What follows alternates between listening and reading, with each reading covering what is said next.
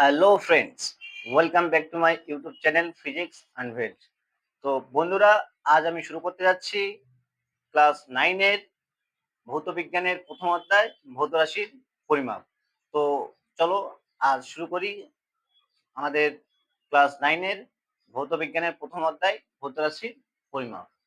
তো এই ভৌত রাশির পরিমাপ অধ্যায়টি সম্পর্কে যদি আমাকে বেসিক কিছু ডিটেলস বলতে হয়, তাহলে আমি এটা বলবো যে পদার্থবিজ্ঞানের মধ্যে এই ভৌত রাশির পরিমাপ অধ্যায়টি একটি মৌলিক এবং গুরুত্বপূর্ণ ভূমিকা পালন করে থাকে।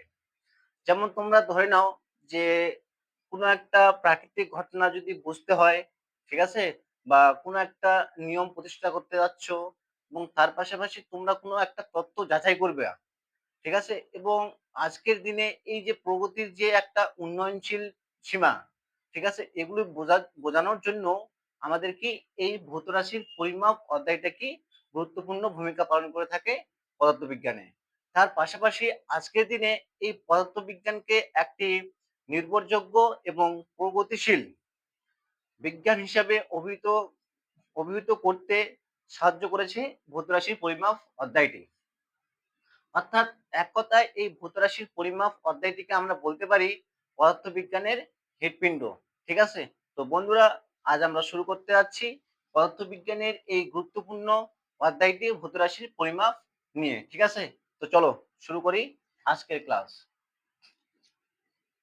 তো তো শুরু করি একটা গল্পের মাধ্যমে আজকের ক্লাসটা। ঠিক আছে? তো মনে করো যে তুমি আজকে তোমার মাথায় কি একটা আইডিয়া এসেছে যে তুমি তোমার একটা ক্লোজ ফ্রেন্ডের বাড়িতে কি বেড়াতে যাবে। ঠিক আছে? তো আজকের দিনে কি খুব প্রচন্ড গরম কিনা? হুম, দেখতে পাচ্ছ এখনকার দিনে খুব গরম। তো তুমি কি করেছো? তবুও কি একটা প্ল্যান করে নিয়েছো, তুমি একটা তোমার ক্লোজ ফ্রেন্ডের বাড়িতে যাবে। তো ঠিক তুমি তোমার সেই ক্লোজ ফ্রেন্ডের বাড়িতে গিয়েছো। এবার সেখানে গিয়ে তোমার ক্লোজ ফ্রেন্ড তোমাকে দেখে খুবই ক্লান্ত বোধ করেছে, বা তুমি খুব ক্লান্ত সে মনে করছে।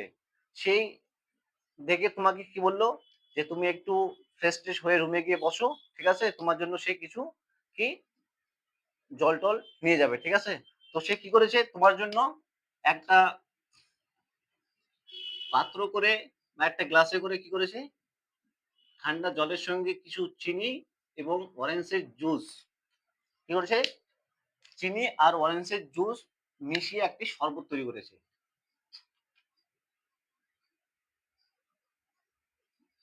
কি তৈরি করেছে? শরবত তৈরি করেছে।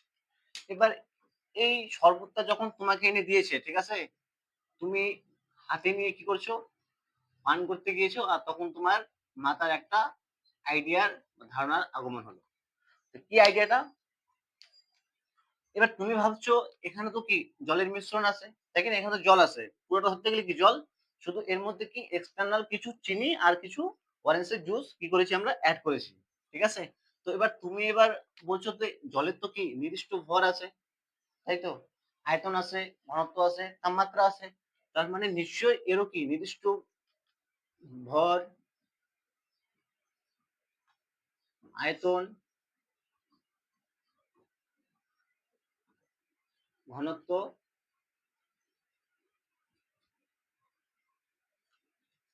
তাপমাত্রা কি আছে, তাই কি না?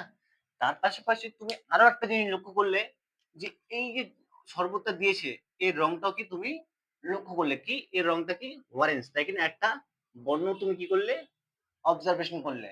তার সঙ্গে সঙ্গে তুমি একটা এর স্মেল অর্থাৎ একটা সুগন্ধ তুমি কি অনুভব করছো। তাহলে এই সমস্ত বিষয়গুলো কি তোমার মধ্যে তোমার ধারণা সৃষ্টি হলো, এই সমস্ত বিষয়গুলো যে ভর আছে, আয়তন আছে, ঘনত্ব আছে, তাপমাত্রা, বর্ণ আর সুগন্ধ আছে। এবার পাশ থেকে তোমার বন্ধু এবার তোমাকে বলছে যে এই সমস্ত যে বিষয়গুলো তোমার ধারণার মধ্যে আসলো, ঠিক আছে, ভর, আয়তন, ঘনত্ব, তাপমাত্রা, বর্ণ আর এই সুগন্ধ, এই সমস্ত বিষয়গুলোকে নির্ধারণ করার একটা যে পদ্ধতি, একটা যে প্রসেস, সেটাকে আমাদের বিজ্ঞানের ভাষায় বলা হয়ে থাকে কি পরিমাপ। ঠিক আছে? তাহলে নিশ্চয়ই কি এখান থেকে আমরা কি পরিমাপ সম্পর্কে জানতে পারলাম যে পরিমাপটা কি? পরিমাপটা হলো একটা পদ্ধতি বা একটা প্রসেস যার মাধ্যমে আমরা কি করি বিভিন্ন বস্তুর বা পদার্থের কি করি পরিমাণটা, ঠিক আছে, আকার বা ওর মাত্রাটাকে কি করি নির্ধারণ করি, সেটাকে আমরা বলছি কি পরিমাপ। তাহলে এবার এবার তাহলে তোমার বন্ধু এবার তোমাকে বলছে যে এবার বলো তো যে এই সমস্ত বিষয়গুলির মধ্যে তুমি কোন কোন বিষয়গুলোকে পরিমাপ করতে পারবে আর কোন কোন বিষয়গুলোকে তুমি পরিমাপ করতে পারবে না, ঠিক আছে? তোমার বন্ধু তোমাকে বলল। এবার তুমি একটু ভাবনা চিন্তা করে এবার বলছো যে আমি তো এর ভর, আয়তন, ঘনত্ব, তাপমাত্রা, ঠিক আছে, এগুলো কিন্তু একটা স্পেসিফিক ইউনিট বা একটা পার্টিকুলার একটা ইউনিট অর্থাৎ একক ব্যবহার করে এগুলো মেজার করতে পারবো, ঠিক আছে? একটা যন্ত্রের মাধ্যমে কি মেজার করতে পারবো এগুলো। কিন্তু এর যে একটা বর্ণ আর যে একটা সুগন্ধ, এই জিনিসটা কিন্তু আমি মেজার করতে পারবো না, ঠিক আছে? তুমি তোমার বন্ধুকে বললে। তাহলে এবার তোমার বন্ধু বলছে তাহলে কি নিশ্চয়ই তোমার মধ্যে দুই ধরনের কি বিষয়ের আবির্ভাব হলো। এক ধরনের বিষয়কে তুমি কি মেজার করতে পারছো আর এক ধরনের বিষয়কে তুমি মেজার করতে পারছো না, ঠিক আছে? তাহলে এই পরিমাপের উপর ভিত্তি করে আমরা এই প্রকৃতিতে দুই ধরনের রাশি কি দেখতে পাই। কয় ধরনের রাশি? দুই ধরনের রাশি। কার উপর ডিপেন্ড করে? পরিমাপের উপর ডিপেন্ড করে। তাহলে পরিমাপের উপর ভিত্তি করে আমরা কি দুই ধরনের রাশি দেখতে পাই। এক নাম্বারটা হলো আমাদের ভৌত রাশি,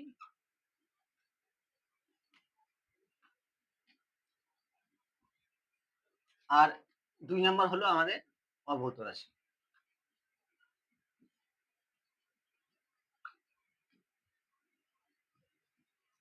এবার তোমরা ভাবছো তাহলে এবার ভৌত রাশি কাকে বলবো আর অভৌত রাশি কাকে বলবো, তাই কি না? তো সহজ এগুলো। ভৌত রাশি কাকে বলবো? যে যে সমস্ত বিষয়গুলোকে, ঠিক আছে, এই নেচারের অর্থাৎ এই প্রকৃতির মধ্যে যে সমস্ত বিষয়গুলোকে আমরা কি করতে পারবো, মেজার করতে পারবো অর্থাৎ পরিমাপ করতে পারবো, সেই সমস্ত বিষয়গুলোকে আমরা বলবো কি ভৌত রাশি, ঠিক আছে? তাহলে কি ভৌত রাশি কাকে বলবো? পরিমাপ যোগ্য যে কোনো প্রাকৃতিক বিষয়কে আমরা কি বলবো? ভৌত রাশি।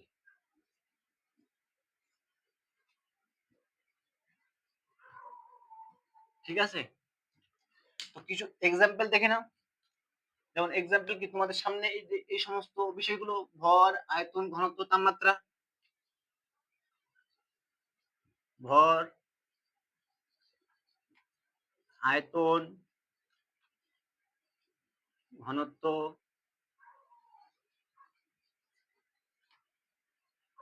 তাপমাত্রা, আরো কিছু বেগ, সরণ, দূরত্ব, বল প্রভৃতি, এই সমস্ত হলো কি এই সমস্ত রাশিগুলোকে আমরা কি বলি? ভৌত রাশি, ঠিক আছে? তাহলে এবার কি অভৌত রাশি? অভৌত রাশি কি সহজ, যে সমস্ত বিষয়গুলো কি আমরা মেজার করতে পারবো না সেগুলোকে আমরা কি বলবো? অভৌত রাশি। তাহলে পরিমাপ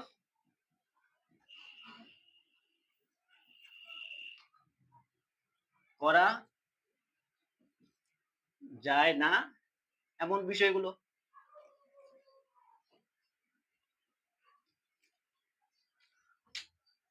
যেমন কি কোন একটা বস্তুর বর্ণ রয়েছে, একটা সুগন্ধ অর্থাৎ স্মেল, এই সমস্ত জিনিসগুলো কি আমরা মেজার করতে পারি না, ঠিক আছে? তার পাশাপাশি আরো কিছু জিনিস আছে বা বিষয় আছে যেগুলো আমরা কি মেজার করতে পারি না, আর ওগুলোকে আমরা কি অবহত রাশি বলবো।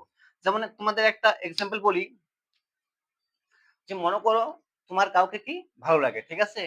এবার এই জিনিসটা যদি তুমি তাকে গিয়ে জিজ্ঞেস করো যে আমার তোমাকে ভালো লাগে, তাহলে সে যদি উল্টা তোমাকে জিজ্ঞেস করে যে তোমার আমাকে কতটা ভালো লাগে, তাহলে তুমি কিন্তু সেই জায়গায় তাকে কিন্তু একটা স্পেসিফিক একটা পার্টিকুলার একক ব্যবহার করে কিন্তু বলতে পারো না যে আমার তোমাকে 5 গ্রাম ভালো লাগে, তাই কি না?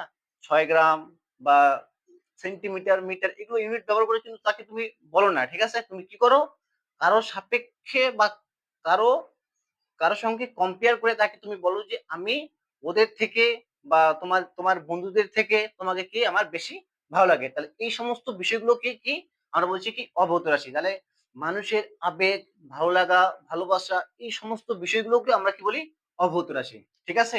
তো এখানে পরিমাপের উপর ভিত্তি করে আমরা দুই ধরনের রাশি কি দেখতে পেলাম। একটা হলো ভৌত রাশি আর একটা হলো আমাদের অভৌত রাশি। ঠিক আছে?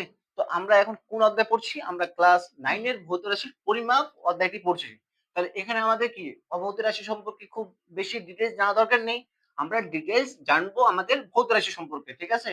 তো চলো শুরু করি ভৌত রাশি সম্পর্কে।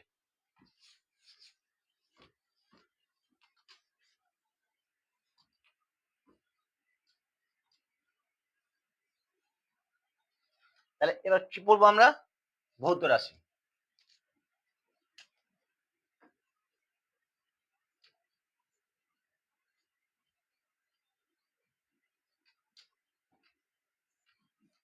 আমরা কি দেখলাম যে এই প্রকৃতিতে অর্থাৎ নেচারের মধ্যে কি বিভিন্ন ধরনের রাশি আছে, সেগুলোকে আমরা কি বলছি? ভৌত রাশি। ঠিক আছে? তাহলে এই ভৌত রাশিগুলো কি করি আমরা? দুইটা ভাগে ভাগ করে থাকি। এক নাম্বার হলো স্কেলার রাশি,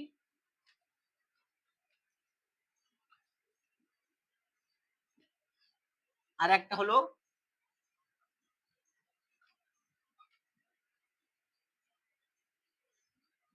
ভেক্টর রাশি।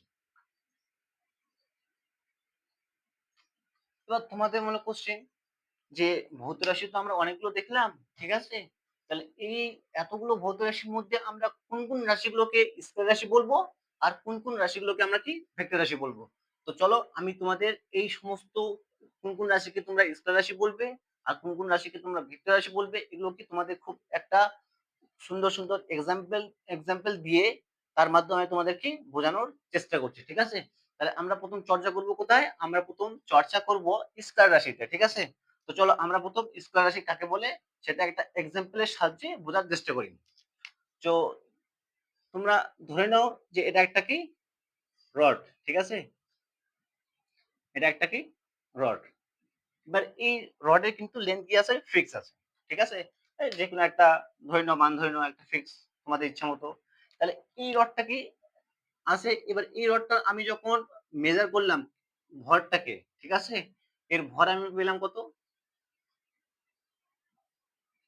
5 কেজি। এবার এই রডটা ধরলাম আমি একটা স্পেসিফিক ডাইরেকশনে ছিল। ঠিক আছে? আমি কি পূর্ব দিকে ছিল। এবার পূর্ব দিকে যখন ছিল রডটা, এবার ওই রডটা যখন আমি ভরটাকে মেজার করলাম তখন এর মাস আসলো কত? 5 কেজি। এবার এই রডটাকে অর্থাৎ এই সেম রডটাকে যদি কি করি আমি উত্তর দিকে নিয়ে চলে যাই, ঠিক আছে? কোন দিকে? উত্তর দিকে অর্থাৎ নর্থ সাইডে। সেম রড, লেন্থ কিন্তু সেম আছে, একই রড, ধরতে গেলে সিমিলার রড। তাহলে এই রডটা যখন আমি উত্তর দিকে গিয়ে ভরটা পরিমাপ করব তখন এর ভরে কি চেঞ্জ হবে? ভরটা কি চেঞ্জ হয়ে যাবে? না, ভরে কোনো চেঞ্জ হবে না। ঠিক আছে? এর ভর কি থাকবে? 5 কেজি থাকবে। তাহলে দেখো তোমাদের লক্ষ্য করো এই যে বিষয়টাতে। তোমরা কি একটা রডকে প্রথমে কি ডাইরেকশন ধরো, পূর্ব দিকে ছিল। এই পূর্ব দিকে যখন ছিল তখন যখন আমরা মেজার করলাম একে, ঠিক আছে? তখন এর ভর কত ছিল? 5 কেজি। এবার এই সেম রডটাকেই যখন আমরা কি করলাম উত্তর দিকে নিয়ে গেলাম, এবার উত্তর দিকে নিয়ে গিয়ে যখন মেজার করলাম তখন কি আসলো? 5 কেজি আসলো। তাহলে নিশ্চয়ই তোমরা এখান থেকে তোমাদের মধ্যে একটা ধারণা আসছে যে আমাদের এই প্রকৃতির মধ্যে অর্থাৎ এই নেচারের মধ্যে এমন কিছু কিছু ভৌত রাশি আছে যেগুলোর কি শুধুমাত্র মান বললেই সেই ভৌত রাশি সম্পর্কে একটা কি সম্পূর্ণ মনোভাব কি হয় প্রকাশ করা যায়। ঠিক আছে? তাহলে দেখো এই ভরটা, একটা বস্তুর ভর, এই বস্তুর ভরটাকে আমাদের প্রকাশ করার জন্য কিন্তু ডাইরেকশনের উল্লেখ করতে হয় না। শুধুমাত্র ওর যদি আমরা মানটাকে বলে দেই তাহলে ওই বস্তুর ভর সম্পর্কে একটা আমাদের কি হবে? ভালো একটা ধারণা চলে আসবে। ঠিক আছে? তাহলে কি এখান থেকে এই উদাহরণটার মাধ্যমে আমরা কি বুঝতে পারলাম? যে আমাদের এই প্রকৃতির মধ্যে কিছু কিছু ভৌত রাশি আছে যেগুলোকে কি করি যেগুলো শুধুমাত্র মান আছে, ঠিক আছে? অভিমুখ নেই। তাদেরকে আমরা কি বলবো? তাদেরকে আমরা বলবো স্কেলার রাশি। ঠিক আছে? তাহলে স্কেলার রাশি কাকে বলে? তাহলে স্কেলার রাশি হলো সেই সমস্ত রাশি যে সমস্ত রাশিগুলোর শুধুমাত্র কি আছে? মান আছে কিন্তু অভিমুখ নেই। সেই সমস্ত রাশিগুলোকে আমরা বলবো স্কেলার রাশি।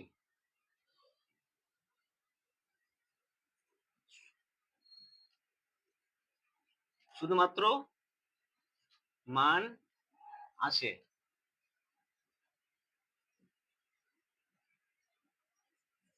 কিন্তু অভিমুখ নেই।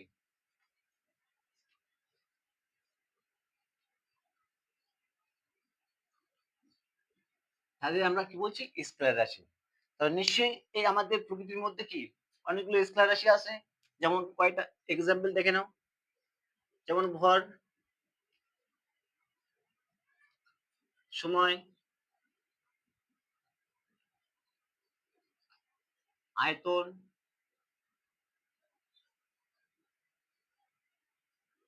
ঘনত্ব, দ্যুতি, দূরত্ব ইত্যাদি। এই সমস্ত রাশিগুলোকে আমরা কি বলছি স্কেলার রাশি। ঠিক আছে। তাহলে এবার ভেক্টর রাশি কাকে বলবো বা ভেক্টর রাশি কাদের বলবো, তাই কি না? চলো তাহলে এটাও আমরা কি এক্সাম্পলের সাহায্যে বুঝবো। মানে প্রত্যেকটা জিনিস ফিজিক্সের কি আমি তোমাদেরকে ভালোভাবে এবং বেসিক থেকে বোঝানোর চেষ্টা করব। ঠিক আছে, কোনো কিছু তোমাদের কি মুখস্থ করতে হবে না। তো দেখো তাহলে ভেক্টর রাশি কাকে বলে। তো চলো এটারও একটা এক্সাম্পল দেখে নিই, ভালো এক্সাম্পল। মনে করো যে একটা এমন ভরের একটা বস্তু, ঠিক আছে, ইনিশিয়ালি v1 অর্থাৎ এর বেগ ছিল কত 10 মিটার পার সেকেন্ড। কোন দিকে? পূর্ব দিকে। এই দিকটা কোন দিকে? পূর্ব দিকে। ঠিক আছে। এবার m2 ভরের একটা বস্তু, m2 ভরের একটা বস্তু ভেলোসিটি v2 বা বেগ 10 মিটার পার সেকেন্ড কোন দিকে? উত্তর দিকে। কি এখানে কি আছে যে এমন ভরের একটা বস্তু কি 10 মিটার পার সেকেন্ড বেগ নিয়ে কি পূর্ব দিকে যাচ্ছে, তাই না? আর m2 ভরের একটা বস্তু কি 10 মিটার পার সেকেন্ড বেগ নিয়ে কি উত্তর দিকে যাচ্ছে।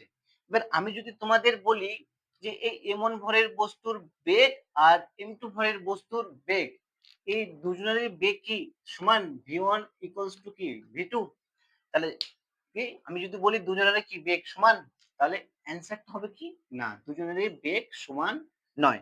কারণ আমি এখানে কি উল্লেখ করেছি, আমি উল্লেখ করেছি কি বেগ, তাই কি না?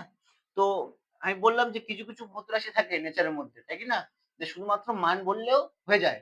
কিন্তু আবার কিছু কিছু রাশি আছে তাদের মান বললে হবে না, তার সঙ্গে কি করতে হবে, ডাইরেকশনটাকে কি করতে হবে, উল্লেখ করতে হবে। তাহলে এখানে দেখো, এখানে এই এমন ভরের যে বস্তুর যে ভেলোসিটি অর্থাৎ বেগ ছিল কত 10 মিটার পার সেকেন্ড, কিন্তু ডাইরেকশন কোন দিকে? পূর্ব দিকে। এবার এই m2 ভরের বস্তুর যে বেগ সেটা হলো কত 10 মিটার পার সেকেন্ড কিন্তু উত্তর দিকে, তাই কি না? তাহলে দেখো দুজনেরই মান কি সেম, ঠিক আছে, দুজনেরই মান সেম কিন্তু ডাইরেকশনটা কি আলাদা আলাদা, ডিফারেন্ট ডিফারেন্ট ডাইরেকশন। এটা পূর্ব দিকে আর এটা কি উত্তর দিকে।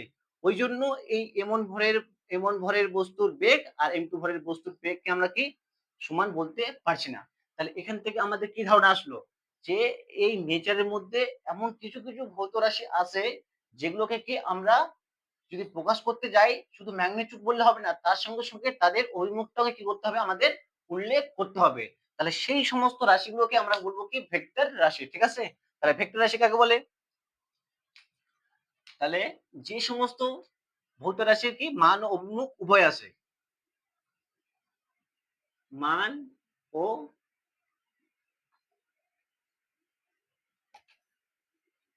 অভিমুখ উভয় আছে,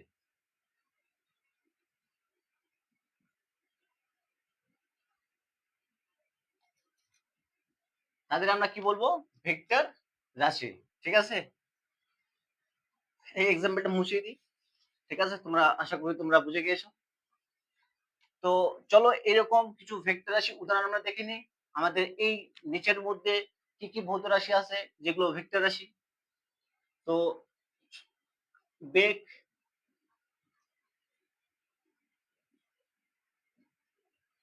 সরণ,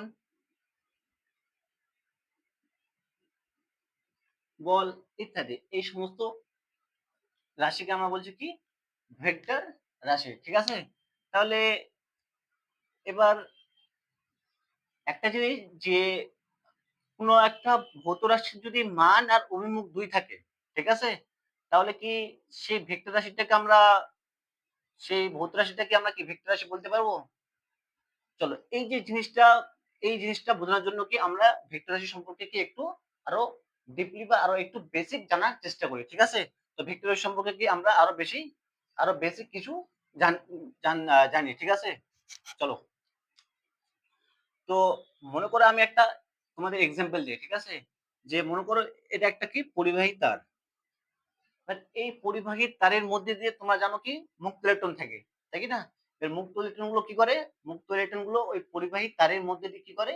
ফ্রিলি মুভ মুভ করে, তাই কি না? মুক্তভাবে চলাচল করে। তাহলে এই পরিবাহী তারের মধ্যে দিয়ে কি হচ্ছে? ইলেকট্রন চলাচল করছে। এদিক থেকে এদিকে কি ইলেকট্রন চলাচল করছে। এবার প্রচলিত নিয়ম অনুযায়ী আমরা জেনে আসছি যে কোনো একটা পরিবাহী তারের মধ্যে দিয়ে যেই দিকে ইলেকট্রন ফ্লো করে, ঠিক আছে, তার অপোজিট দিকে কি হয়? আমাদের কারেন্ট ফ্লো করে। তাহলে নিশ্চয়ই এই পরিবাহী তারের মধ্যে দিয়ে কি কারেন্ট ফ্লো করবে, কিন্তু ইলেকট্রন যেদিকে ফ্লো করবে তার বিপরীত দিকে। কারেন্ট এর কারেন্ট অর্থাৎ এটাকে আমরা বলি কি তড়িৎ প্রবাহ মাত্রা, ঠিক আছে, বা বিদ্যুৎ যেটাকে বলি বাংলা ভাষায়, ঠিক আছে? তো কি দেখো, এই যে কারেন্টটা, এই যে কারেন্ট, এই কারেন্টে কি একটা স্পেসিফিক একটা কি নির্দিষ্ট তো ডাইরেকশন আছে, যে ইলেকট্রন যেই দিকে ফলো করছে তার বিপরীত দিকে কি করছে? আমাদের কারেন্ট ফ্লো হচ্ছে, ঠিক আছে? তাহলে এই যে কারেন্টটা অর্থাৎ এই যে তড়িৎ প্রবাহ মাত্রা, এর কি একটা নির্দিষ্ট মান এবং কি একটা নির্দিষ্ট কি ডাইরেকশন আছে অর্থাৎ অভিমুখ আছে। তাহলে এই তড়িৎ প্রবাহ মাত্রাটাকে আমাদের কি হওয়া উচিত? ভেক্টর রাশি হওয়া উচিত। তড়িৎ প্রবাহ মাত্রা আই, ঠিক আছে? এই তড়িৎ প্রবাহ মাত্রা আই কে তাহলে কি হওয়া উচিত? আমাদের ভেক্টর রাশি হওয়া উচিত। কিন্তু এই তড়িৎ প্রবাহ মাত্রা অর্থাৎ কারেন্ট কিন্তু আমাদের কি স্কেলার রাশি,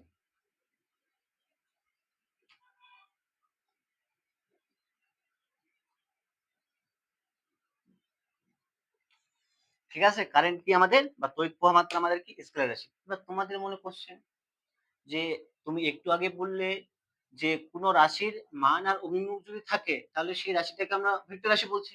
আর এখানে তুমি বলছো যে তড়িৎ প্রবাহ মাত্রার আবার মান আর অভিমুখ দুটোই আছে, ঠিক আছে, তারপরও একে তুমি কি বলছো? স্কয়ার রাশি।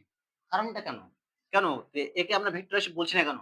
কারণ কোন একটা ভৌত রাশিকে আমরা তখনই ভেক্টর রাশি বলতে পারবো যদি সেই ভৌত রাশিটা কি করে? তিনটা কন্ডিশন মেনে চলে, ঠিক আছে? যে মান তো থাকতে হবে, ঠিক আছে, তার সঙ্গে সঙ্গে কি হতে হবে? ওর একটা পার্টিকুলার অভিমুখ থাকতে হবে। তার সাথে সাথে ওর যে একটা 3 নাম্বার যে কন্ডিশনটা, সেটা হলো কি একটা ভৌত রাশির ভেক্টর কোয়ান্টিটি হওয়ার বা ভেক্টর রাশি হওয়ার একটা সব থেকে গুরুত্বপূর্ণ কন্ডিশন।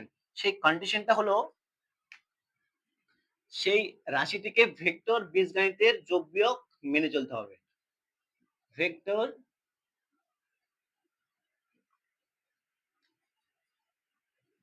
বীজগণিতের যোগ বিয়োগ মেনে চলতে হবে,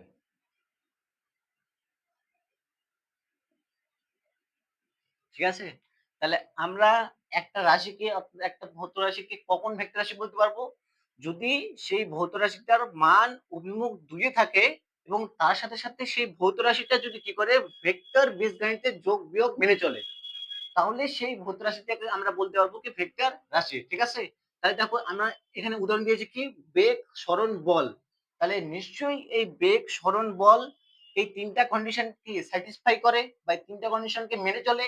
সেই জন্য আমরা এই তিনটা কন্ডিশনকে কি বলেছি? ভেক্টর। তিনটা কন্ডিশন মেনে চলে বলে ওই জন্য আমরা এই রাশিটাকে বলছি কি ভেক্টর রাশি। কিন্তু তড়িৎ প্রবাহ মাত্রাকে আমরা ভেক্টর রাশি বলতে পারছি না, কারণ এর মান আর অভিমুখ দুই থাকা সত্ত্বেও কি করে? এই ভেক্টর বীজগণিতের নিয়ম মেনে চলে না। সেই জন্য আমরা এটাকে ভেক্টর রাশি না বলে কি বলি? স্কেলার রাশি, ঠিক আছে? তাহলে এই তড়িৎ প্রবাহ মাত্রা বাদ দিয়েও আরেকটা কোয়ান্টিটি আমার আছে, যেটা হলো কি আমার ডাইরেকশন আছে, মানও আছে, তারপরও কি ভেক্টর বীজগণিতের নিয়ম মেনে চলে না। সেই জন্য তাকে বলা হয় কি স্কেলার রাশি। যেমন আরেকটা কোয়ান্টিটি অর্থাৎ আরেকটা রাশি চাও, ঠিক আছে?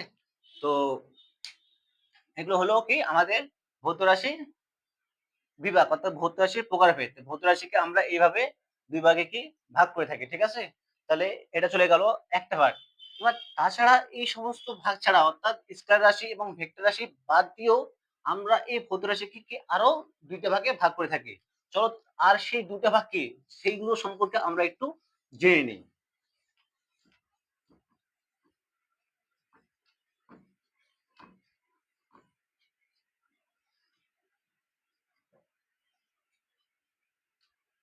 তো কি ভৌত রাশিকে স্কেলার রাশি আর ভেক্টর রাশি বাদ দিয়ে কি আমরা আরো দুইটা ভাগে ভাগ করে থাকি। তার মধ্যে ১ নাম্বারটা হলো আমার কি মৌলিক রাশি।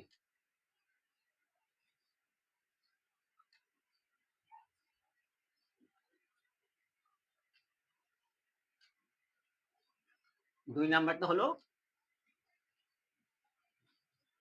লব্ধ রাশি।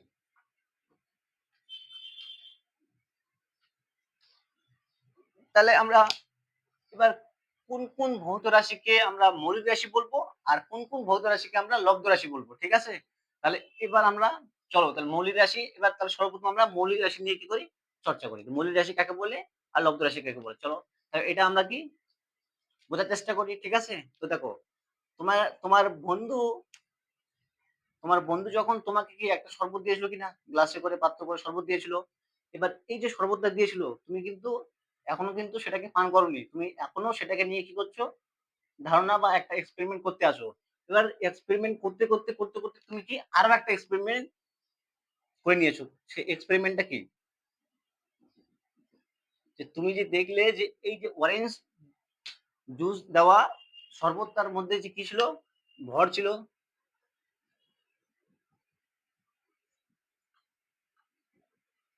আয়তন ছিল, ঘনত্ব আর তাপমাত্রা।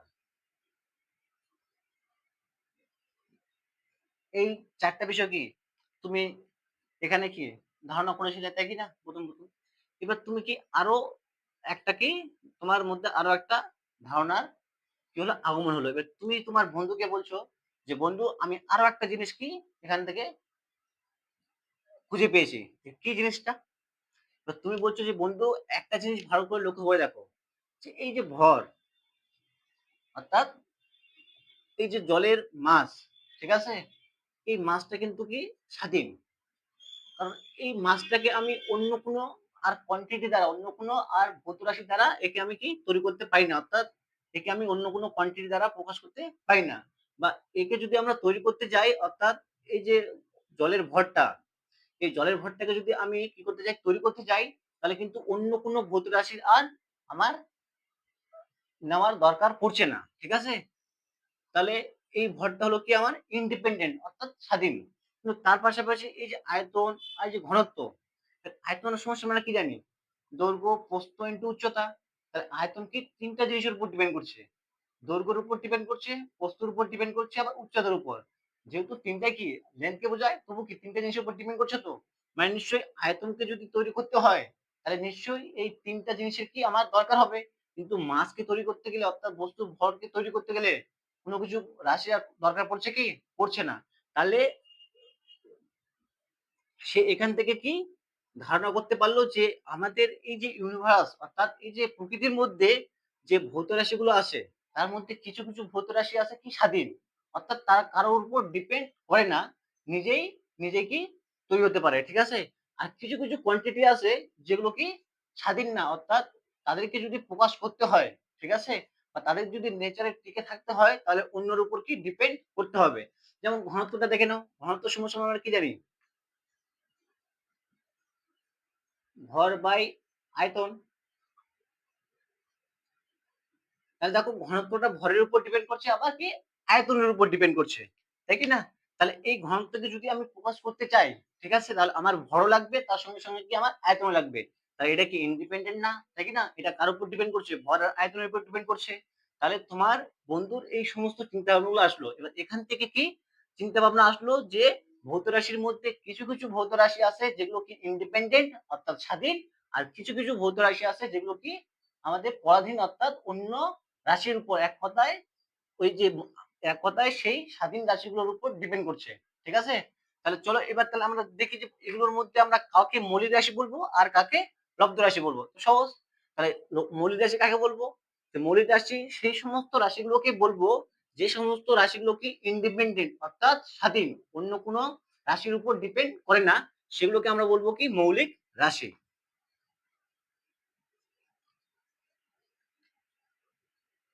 যে সমস্ত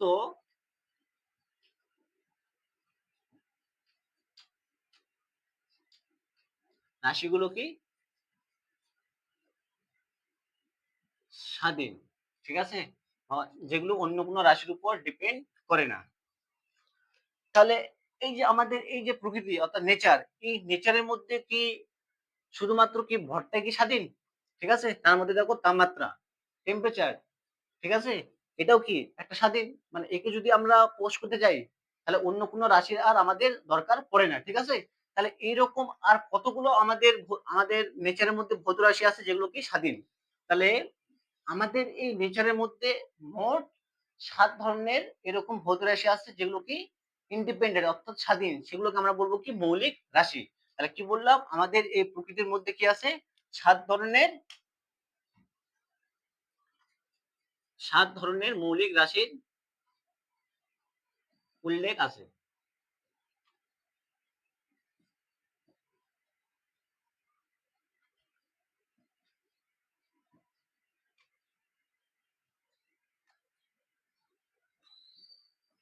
তাহলে কি কি সেই ৭ ধরনের মৌলিক রাশিগুলো চলো দেখে নাও। ভর, যেটাকে আমরা বড় হাতে এম দ্বারা ডিনোট করি। দৈর্ঘ্য, যেটাকে এল দ্বারা ডিনোট করা হয়। সময়, যেটাকে টি দ্বারা ডিনোট করা হয়, ঠিক আছে। তাপমাত্রা, এটাকে স্মল টি দিয়ে দাও, এটাকে ক্যাপিটাল টি দিয়ে দাও, ঠিক আছে। তারপর পদার্থের পরিমাণ,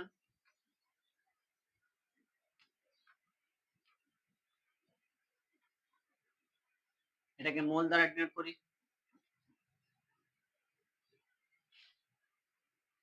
দীপন প্রাবল্য, এটাকে সিডি দিয়ে দাও, ঠিক আছে, বা এল দ্বারা চিহ্নিত করি এটাকে আমরা, যার ইউনিট হলো ক্যান্ডেলা। এগুলো সব পড়বো যখন ইউনিট ইউনিট পড়াবো, ঠিক আছে, একক পড়াবো, তখন আমরা এগুলো সব বলবো, ইউনিট সম্পর্কে চর্চা করবো, ঠিক আছে। আর একটা রয়েছে আমাদের কি কি হলো, ভর হলো, দৈর্ঘ্য হলো, সময় হলো, তাপমাত্রা হলো, পদার্থের পরিমাণ হলো, দীপন প্রাবল্য হলো, আর একটা হলো আমাদের তড়িৎ প্রবাহ মাত্রা,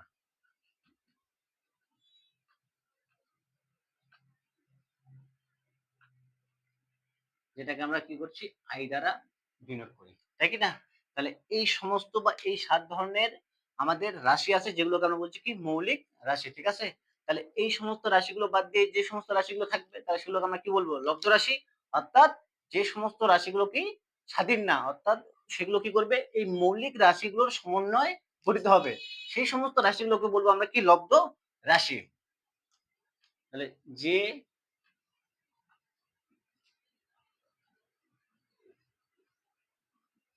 রাশিগুলো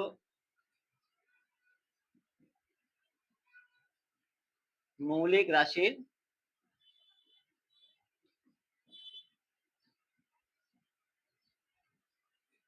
সমন্বয়ে গঠিত,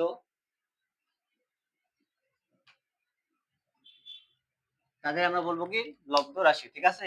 যেমন কিছু এক্সাম্পল দেখে না, যেমন বেগ, একটু আগে দেখলে আয়তন,